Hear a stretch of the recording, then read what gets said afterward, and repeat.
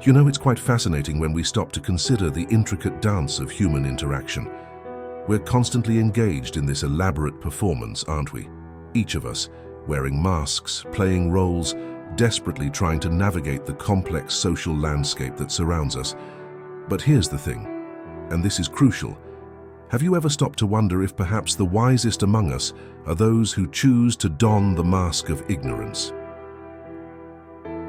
Now, I'm not talking about genuine stupidity or willful blindness. No, what I'm referring to is a strategic approach to life, a calculated decision to present oneself as less knowledgeable than one truly is. It's a paradox, really. By appearing to know less, we often gain access to more profound truths and insights. Think about it. When we pre-task ourselves with the burden of omniscience, when we feel compelled to have an answer for everything, we inadvertently close ourselves off from the vast ocean of knowledge that surrounds us. We become rigid, inflexible, trapped within the confines of our perceived expertise. But when we adopt a stance of feigned ignorance, something magical happens. We open ourselves up to possibilities we might never have considered otherwise. We create space for others to share their wisdom, their experiences, their unique perspectives on the world. And in doing so, we expand our own understanding in ways we couldn't have imagined. This isn't a new concept, mind you. The great Socrates himself was renowned for his method of feigning ignorance to draw out the thoughts and beliefs of others. He understood that true wisdom lies not in proclaiming what we know, but in recognizing the vast expanse of what we don't know. But let's dig deeper, shall we? Because this isn't just about intellectual humility or a clever debate tactic. No, this approach to life, this strategic ignorance, has profound implications for how we navigate the treacherous waters of existence. Click subscribe to this channel to get more profound insights. Consider the workplace, for instance. How often have you encountered individuals who feel the need to assert their dominance through displays of knowledge? They interrupt, they pontificate, they leave no room for doubt or discussion. And what's the result?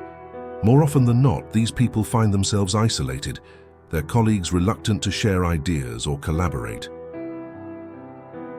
Now contrast that with the individual who approaches each situation with an air of curiosity, who asks questions rather than making statements, who listens more than they speak.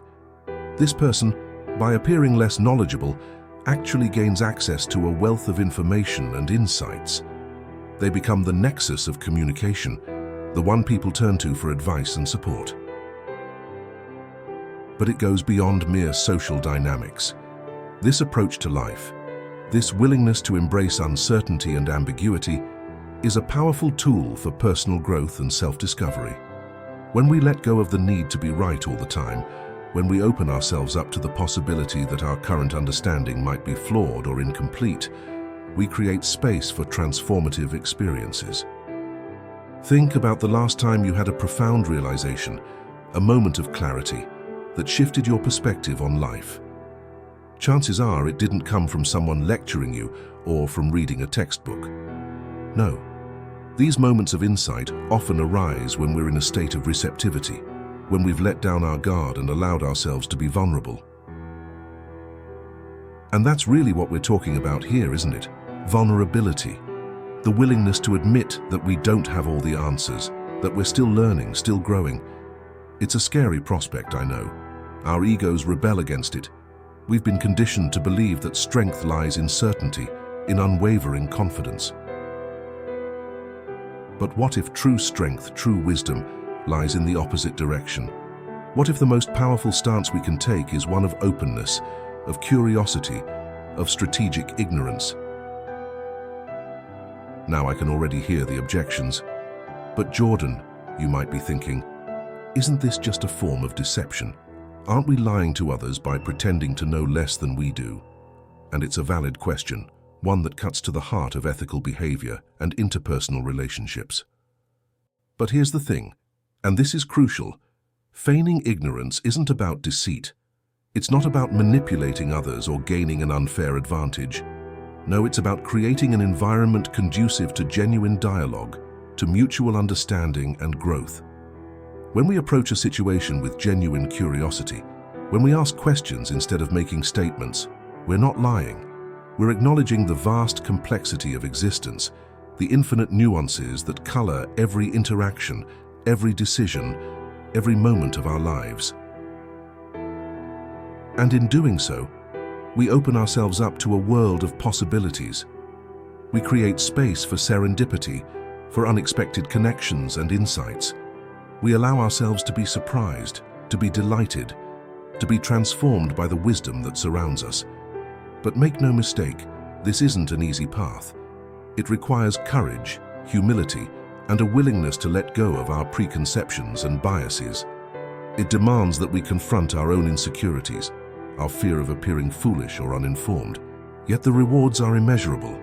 By embracing strategic ignorance, by approaching life with an attitude of openness and curiosity, we unlock doors to understanding that would otherwise remain closed. We forge deeper connections with those around us. We gain insights into the human condition, and we cultivate a flexibility of mind that serves us well in an ever-changing world. So I challenge you to consider this approach, to experiment with it in your own life. The next time you find yourself in a conversation, resist the urge to demonstrate your knowledge. Instead, ask questions, listen, allow yourself to be surprised. You might just find that in feigning ignorance, you stumble upon profound truths that have eluded you all along. Now let's delve deeper into this concept, because it's not just about social interactions or personal growth. No, this strategic ignorance, this willful naivety, has profound implications for how we understand reality itself. You see, we live in a world that's obsessed with certainty. We crave it. We chase after it with a fervor that borders on the religious. Our educational systems, our media, our very culture, they all push us towards definitive answers, towards black and white thinking. But here's the rub. The universe doesn't operate in absolutes. It's a swirling, chaotic mess of probabilities and potentialities. When we approach life with a stance of feigned ignorance, we're not just being socially savvy. We're aligning ourselves with the fundamental nature of reality. We're acknowledging the inherent uncertainty that underlies all of existence. And in doing so, we open ourselves up to a deeper, more nuanced understanding of the world around us. Think about quantum mechanics for a moment. At the most fundamental level of reality, particles exist in a state of superposition. They're both here and not here, both particle and wave. It's only when we observe them, when we try to pin them down and measure them, that they collapse into a definite state. Isn't that a perfect metaphor for knowledge itself? When we approach a situation with rigid certainty, when we think we know exactly what's going on, we collapse the wave function of possibility. We force reality into a narrow, confined space that aligns with our preconceptions. But when we adopt a stance of strategic ignorance, we allow that wave function to remain open. We create space for multiple possibilities, for unexpected outcomes. This isn't just philosophical navel-gazing. It has real, practical implications for how we navigate life. Consider the realm of decision-making, for instance. How often have you seen people make poor choices because they were too certain, too convinced of their own rightness? They didn't consider alternative viewpoints, didn't allow for the possibility that they might be wrong. But when we approach decisions with a mindset of strategic ignorance, we naturally consider multiple perspectives. We ask questions, we explore possibilities, we remain open to new information, and as a result, we make better, more informed choices. This applies on a societal level as well. Look at the great ideological conflicts that have shaped human history. More often than not, they stem from a place of certainty, from people convinced that they have all the answers. But what if we approach these issues from a stance of strategic ignorance? What if, instead of proclaiming our righteousness, we asked questions? What if we remained open to the possibility that our understanding might be incomplete? I'm not suggesting we abandon our values or our beliefs. Far from it. But there's a world of difference between holding a belief and being consumed by it.